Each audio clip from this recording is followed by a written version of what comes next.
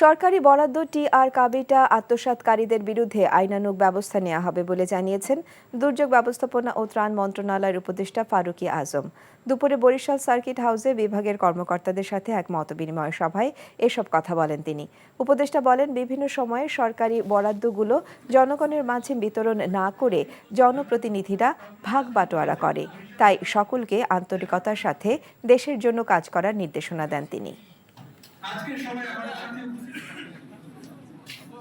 এবার যে বরাদ্দটা দেওয়া হয়েছে সেই বরাদ্দটা যেন যথাযথভাবে করতে পারে এর জন্য একটা দিক নির্দেশনা দেওয়া হয়েছে।